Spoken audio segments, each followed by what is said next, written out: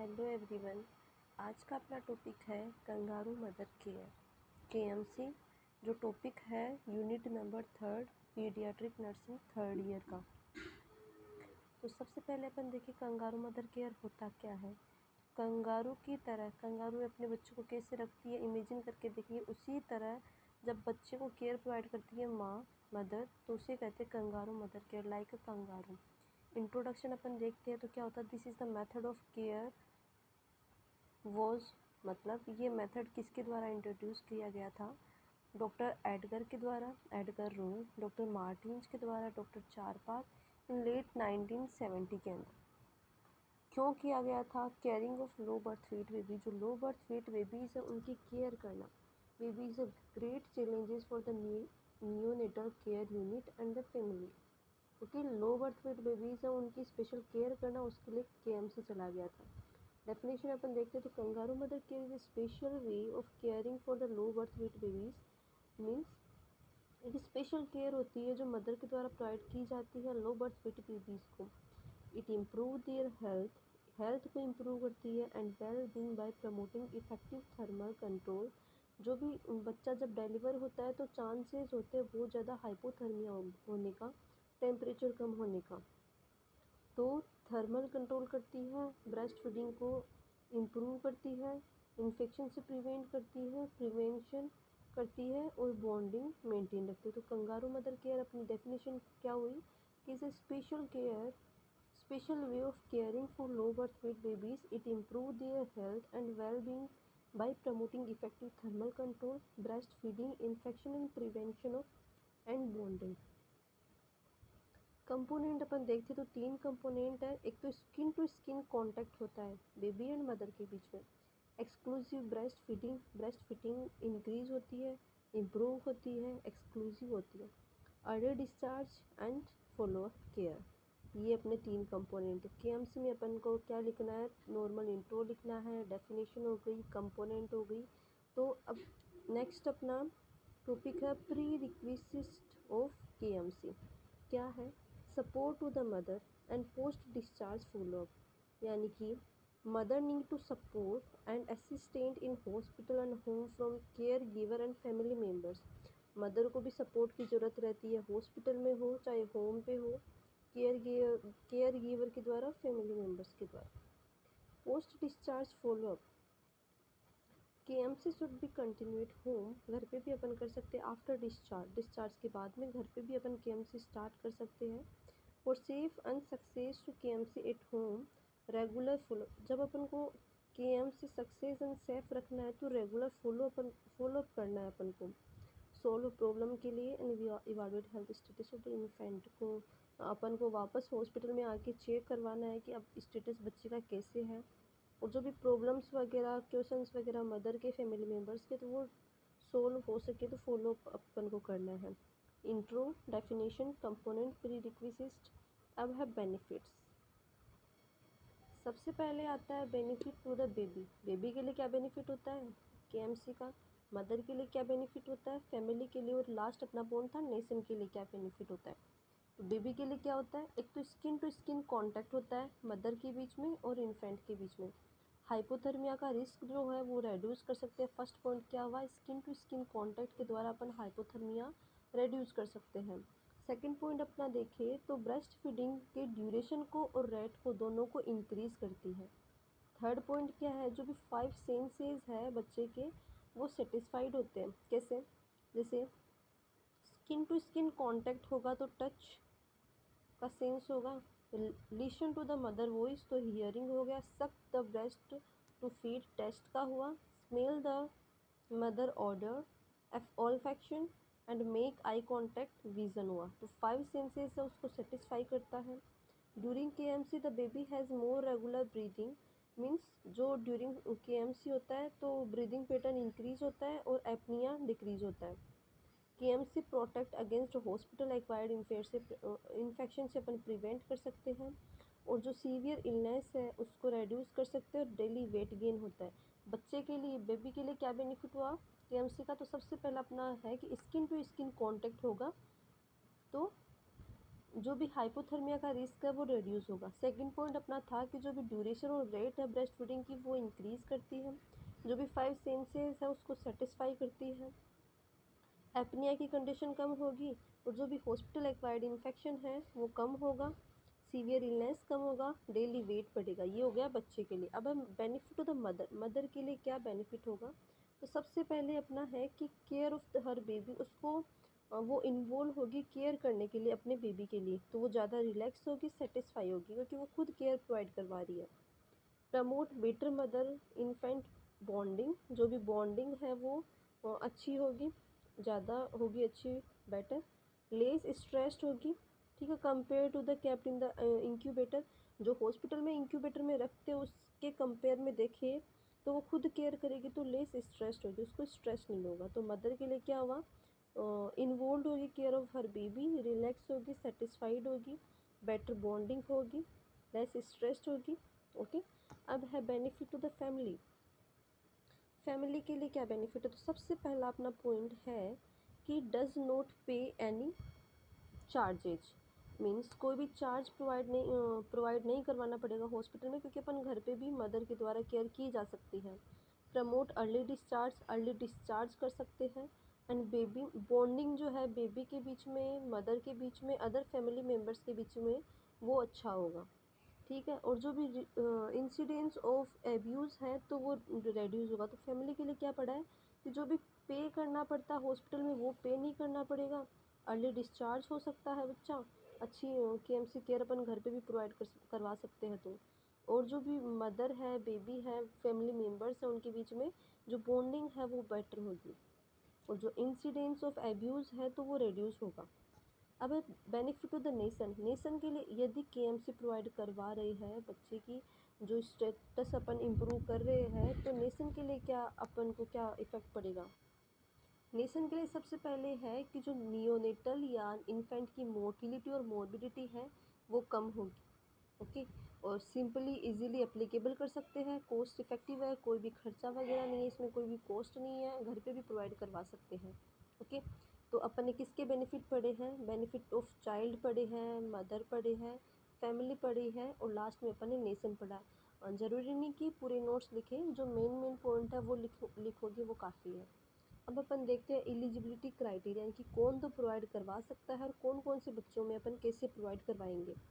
सबसे पहले है कि जो भी ऑल मदर्स हैं जो केएमसी प्रोवाइड करवा सकती हैं। ओके। जो एक तो सबसे पहले जो विलिंग है, जो मदर इच्छा है, जो विल है उनके कि हाँ केएमसी हम प्रोवाइड करवा सकते हैं, ऑल मदर्स करवा सकती हैं, लेकिन फ्री फ्रॉम इन्फेक्शन या इलनेस होनी चाहिए मदर। ओके। जो भी लो बर्थ वेट बेबीज़ है वो एलिजिबल है केएमसी के लिए। वेरी सिक बेबीज़ होते हैं उनके लिए क्या होता है, स्पेशल केयरिंग, जैसे स्पेशल केयर जैसे रेडिएंट वार्मर में रखना है अपन को। बहुत ज़्यादा हाइपोथर्मिया हो गया, टेम्परेचर रेड्यूस हो गया, तो रेडिएंट वार्मर में रखना है। KMC should be started after the baby haemodynamically stable. तो अभी अपन को पता है कि जो भी लो बर्थ वेट बेबीज़ है उनको अपन केएमसी प्रोवाइड करवाते हैं, लेकिन किनको बहुत ज़्यादा सिक है, वो जो सर्वाइव नहीं कर पा रहे हैं, तो उनको अपन इमरजेंसी केयर जैसे एनआईसीयू में शिफ्ट करना है, रेडिएंट वार्मर अपन को प्रोवाइड करवाना है जो भी टेम्परेचर मेंटेन रखने के लिए। और जब बेबी हीमोडायनेमिकली स्टेबल हो जाता है तो अपन केएमसी प्रोवाइड करवाएंगे, चाहे वो फैमिली मेम्बर हो, चाहे वो फादर हो, चाहे वो मदर हो। बर्थ रेट, अब बच्चे का बर्थ रेट कितना है, 1800 ग्राम से ज़्यादा है, मतलब बच्चा जब 1800 ग्राम से ज़्यादा है तो वो स्टेबल है या बर्थ पर स्टेबल है, तो अपन उसको क्या करवा सकते हैं, केएमसी प्रोवाइड करवा सकते हैं, इमीडिएटली करवा सकते हैं, कोई बात नहीं, क्योंकि वो नॉर्मल है उसका वेट, वो हीमोडायनेमिकली वो स्टेबल है, तो मदर उसको केयर प्रोवाइड करवा सकती है। फिर अपन देखते हैं कि बेबी का वेट कितना है, 1200 से 1800 ग्राम है, तो अपन कैसे प्रोवाइड करवाएंगे। तो इसके अंदर क्या होता है, नॉर्मल लैंग्वेज में आपको बताऊं, जैसे 1200 से 1800 ग्राम का बच्चा है तो इसके अंदर अपन इनिशियली केएमसी स्टार्ट नहीं कर सकते, क्योंकि अपन उसको स्पेशल केयर प्रोवाइड करवाएंगे, एनआईसीयू में शिफ्ट करेंगे, वो केयर प्रोवाइड करवाने के बाद में अपन केएमसी प्रोवाइड करवाएंगे। Okay. Many babies in this birth weight group have significant problem in neonate period, मतलब न्यूनेट पीरियड के अंदर इनके मतलब प्रॉब्लम्स हो सकती, क्यों होगी, क्योंकि वेट उनका कम है, इन्फेक्शन के लिए प्रोन होंगे वो, it might take a few days before KMC, means KMC start करने के लिए कुछ दिन लग सकते हैं, कुछ दिन बाद में अपन को केएमसी स्टार्ट करनी है। जब वो हीमोडायनेमिकली स्टेबल हो जाए तो उनको सबसे पहले अपन एनआईसीयू में रखेंगे, उसके बाद में अपन केएमसी केयर प्रोवाइड करवाएंगे। ओके, नोट्स पे नहीं जाइएगा, आप लैंग्वेज समझिएगा ताकि अपन आराम से नोट्स लिख सके और अपन को समझ में आ सके। बर्थ वेट 1200 ग्राम से कम है तो क्या करेंगे, सबसे पहले frequently these babies develop serious pre maturity related morbidity, means 1200 ग्राम से नीचे के बच्चे हैं तो उनके अंदर मोर्बिडिटी रेट बहुत ज़्यादा होती है, मीन्स हाई रिस्क होते हैं कि वो जिंदा रहे भी और ना भी रहे। ओके, तो सबसे पहले अपन उसको कहाँ पे ट्रांसफ़र करेंगे, तो ट्रांसफ़र करेंगे NICU neonatal intensive care facilities में। टेक डे टू वीक, मतलब ज़रूरी नहीं कि एक दिन में सही हो सकता है बच्चा, 2 दिन में सही हो सकता है, डे टू वीक लग सकते हैं, उसके बाद में अपन केएमसी स्टार्ट कर सकते हैं। तो जब बच्चा 1800 ग्राम का है तो अपन क्या करेंगे, आराम से केएमसी प्रोवाइड करवा सकते हैं। जब बच्चा 1200 से 1800 ग्राम है तो पहले उसको NICU केयर प्रोवाइड करेंगे, उसके बाद में अपन केएमसी केयर प्रोवाइड करेंगे। उसके बाद में देखते थर्ड कि 1200 ग्राम से नीचे का बच्चा है तो सबसे पहले उनको मोर्बिडिटी रेट बहुत ज़्यादा होती है, तो सबसे पहले अपन उनको ट्रांसफ़र करेंगे NICU, स्पेशल केयर प्रोवाइड करवाएंगे। जो भी रेडिएंट वार्मर है, रिसस्टिटेशन है या इन्फेक्शन से प्रोन है तो असेप्टिक टेक्निक मेंटेन रखेंगे। उसके बाद में डे टू वीक लग सकते हैं, उसके बाद में अपन को केएमसी स्टार्ट करना है। ओके, कौन कौन एलिजिबल है।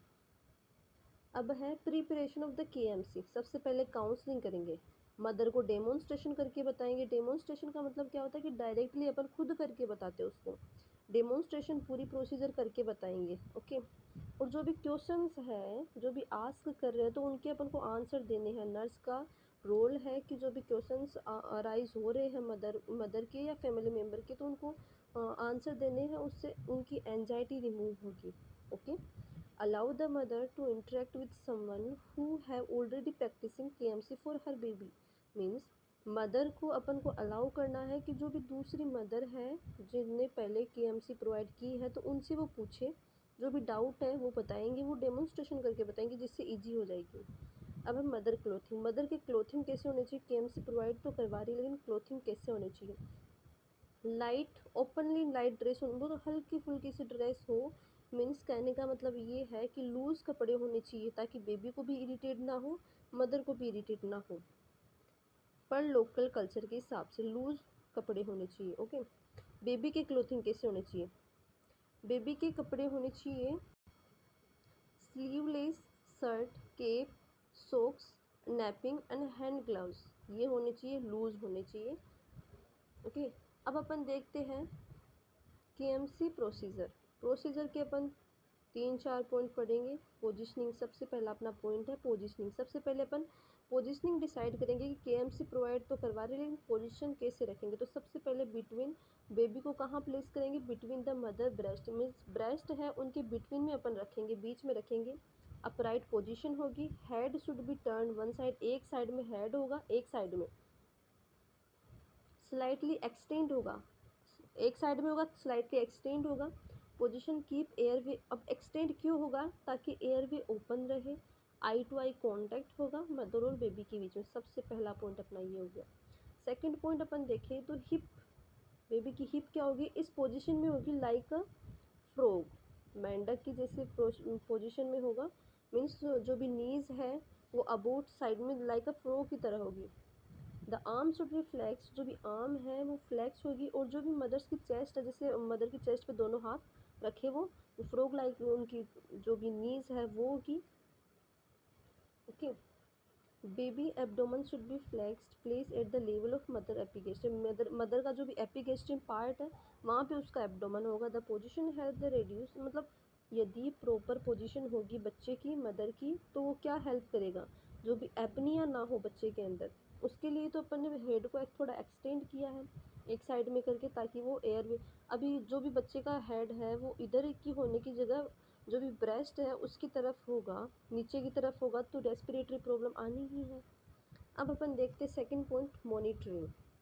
ओके, अब केएमसी स्टार्ट कर दिया अपन ने, मॉनिटर करेंगे, क्या मॉनिटर करेंगे, तो ब्रीथिंग पैटर्न है, कलर है, टेम्परेचर वगैरह अपन चेक करेंगे।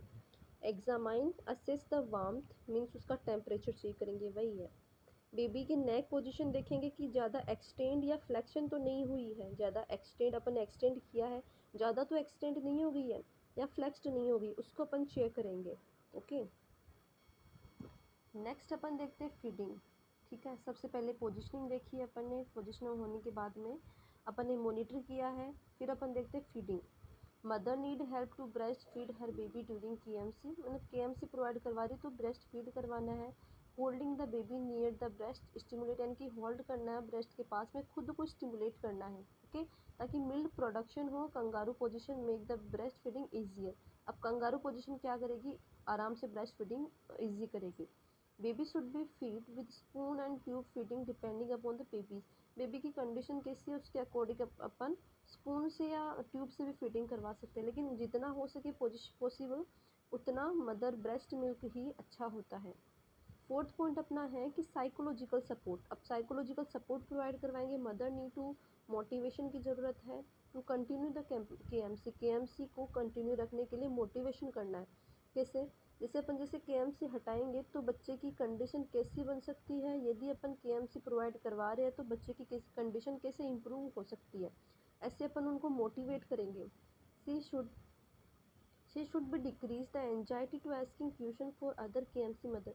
मीन्स वो अपने जो भी एंजाइटी है वो दूर कर सकती है। कैसे, दूसरी भी मदर है जिन्होंने के प्रोवाइड करी है तो वो उनसे क्वेश्चन पूछ सकती है। ओके, अब है privacy. Privacy should be maintain to avoid unnecessary exposure. Means privacy maintain रखनी है। डेमोटेटिव नर्वसनेस, मतलब नर्वस डीमोटिव कर सकती है, सॉरी डीमोटिव कर सकती है और नर्वसनेस कर सकती है। अब ये हो गया अपनी प्रोसीजर। लास्ट अब अपना टाइम ऑफ इनिशिएशन। मीन्स कौन से बेबी में अपन प्रोवाइड करवाएंगे, तो जो भी स्टेबल बेबी है, अपन ने पढ़ा था कि हीमोडाइनेमिकली स्टेबल है तो उनको प्रोवाइड करवाएंगे। जो भी 1200 ग्राम से कम है तो उनको नहीं प्रोवाइड करवाएंगे पहले अपन। ड्यूरेशन ऑफ के कितना होना चाहिए, should not be less than 1 hour. Means 1 घंटे से कम तो नहीं होना चाहिए।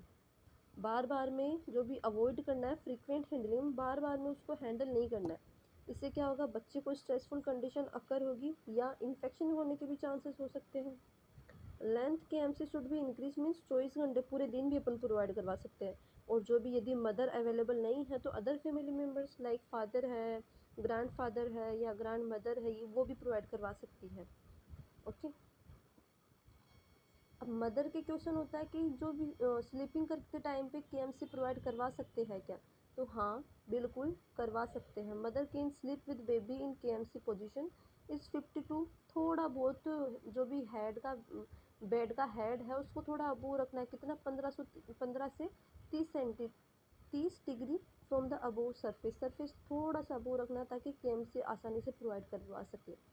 Comfortable bed with adjustable back, आराम से एडजस्ट हो सके बेड, कंफर्टेबल बेड होना चाहिए, पिलोज होने चाहिए। इससे क्या होगा, एपनियस की कंडीशन कम हो जाएगी, ये वाला। अब डिसकंटिन्यूशन ऑफ द के से अपन देखें तो कब, जब बच्चा गेन कर लेता है वेट, कितना 2500 ग्राम तक वेट गेन कर लेता है और 40 वीक तक वो हो जाता है तो अपन उसको डिसकंटिन्यू कर सकते हैं। फिर अपन को ज़रूरी नहीं कि अपन के प्रोवाइड करें। जब हीमोडाइनेमिकली स्टेबल हुआ है बच्चा तो डिसकंटिन्यू कर सकते हैं। अब अपना पॉइंट है डिस्चार्ज क्राइटेरिया। तो डिस्चार्ज क्राइटेरिया क्या है, अपन कब डिस्चार्ज करेंगे बच्चे को, मतलब घर पे अपन के प्रोवाइड नहीं करवा रहे, हॉस्पिटल में प्रोवाइड करवा रहे हैं, तो कब डिस्चार्ज करेंगे, तो जब बेबी की कंडीशन गुड हो जाएगी, कोई भी इन्फेक्शन या एपनिया नहीं होगी, एपनिया मतलब रेस्पिरेशन प्रेजेंट नहीं है उसमें, तो वो वाली कंडीशन नहीं होगी, जब फीडिंग आसानी से आराम से कर रहा है वो और वेट उसका गेन हो रहा है per day, normal body temperature है और फैमिली मेम्बर और मदर कॉन्फिडेंटली कह रहे हैं कि अपन हम घर पे जाके केयर प्रोवाइड करवा सकते हैं, तो उनको अपन डिस्चार्ज कर देंगे। अब post discharge follow up, means discharge करने के बाद में वापस फॉलोअप करना है, वापस आना है बच्चे को दिखाने के लिए ताकि कोई भी डेंजर साइन है, कोई भी अदर सिम्टम्स अकर हो रहे तो वो चेक कर सके। ओके, तो एक वीक में, sorry, in general a baby is followed up once or two a week. एक वीक में 1-2 बार या 1 बार या 2 बार तो दिखा के जाना है अपन को। टिल जब बच्चा 37 से 40 वीक तक नहीं हो जाए, तो वीक में एक बार तो दिखा के जाना ही है, 2 भी नहीं तो एक बार। और जब बच्चा 2.5 से 3 ग्राम का किलो का हो जाए तब। ठीक है, ओके। ये अपना था केएमसी, ये नॉर्मल पॉइंट्स है। तो अपन ने काफ़ी सारे पॉइंट पढ़े हैं केएमसी में। तो फर्स्ट पॉइंट अपन ने पढ़ा था इंट्रोडक्शन, डेफिनेशन। ओके, मैं आपको स्टार्टिंग से बताती हूँ, पॉइंट पॉइंट बताती हूँ। सबसे पहले अपन ने पढ़ा था इंट्रोडक्शन, किसने दिया था, क्यों दिया, क्यों मतलब क्यों दिया था। डेफिनेशन बता देंगे, 3 कंपोनेंट हो गए, pre requisites means support mother and post discharge follow up हो गया, 4 पॉइंट हो गए। फिर बेनिफिट पढ़े अपन ने। बेनिफिट है किन किन के लिए, एक तो बेबी के लिए क्या बेनिफिट है, मदर के लिए क्या बेनिफिट है, फैमिली के लिए क्या बेनिफिट है और नेशन के लिए क्या बेनिफिट है। फिर है एलिजिबिलिटी क्राइटेरिया, कौन प्रोवाइड करवा सकता है और कौन कौन से बच्चे कितने वेट के हो तब करवा सकते हैं। 1800 से ज़्यादा है तो उनको प्रोवाइड करवानी है, यदि 1200 से 1800 है तो उनको कैसे प्रोवाइड करवानी है, और यदि 1200 ग्राम से कम है तो उनको कैसे प्रोवाइड करवानी है। ओके, फिर अपन ने पढ़ी थी प्रिपरेशन, उसके लिए अपन काउंसलिंग करते हैं, मदर के क्लोथिंग करते हैं, बेबी की क्लोथिंग का ध्यान रखते हैं। उसके बाद में अपन ने केएमसी प्रोसीजर पढ़ी थी, उसके अंदर सबसे पहले पोजीशन मेंटेन करते हैं प्रॉपर, फिर मॉनिटर करते हैं, जो भी रेस्पिरेशन है, कलर है, टेम्परेचर है, ब्रीदिंग पैटर्न है, वो चेक करते हैं। फिर उसके बाद में अपन फीडिंग मेंटेन करेंगे, केएमसी के साथ साथ में फीडिंग प्रोवाइड करवाएंगे। जो भी पॉइंट्स है वो अपन देख लेंगे इसके अंदर कौन कौन से हैं। साइकोलॉजिकल सपोर्ट प्रोवाइड करवाएंगे, प्राइवेसी मेंटेन रखेंगे। फिर टाइम ऑफ इनिशिएशन है कि जब स्टेबल हो जाए तो अपन जब अपन करेंगे केएमसी। ड्यूरेशन अपन ने देखा है, ड्यूरेशन के बाद में मदर का क्वेश्चन होता है, फैमिली मेम्बर का क्वेश्चन हो सकता है कि मदर स्लीपिंग टाइम पे भी प्रोवाइड करवा सकती है क्या। फिर अपन ने डिसकंटिन्यूएशन पढ़ा है, फिर डिस्चार्ज क्राइटेरिया पढ़ा है और पोस्ट डिस्चार्ज फॉलोअप पढ़ा है। ये अपन के सारे पॉइंट्स थे केएमसी के। आई होप आपको समझ में आए होंगे नोट्स भी इजी लैंग्वेज में। Thank you so much.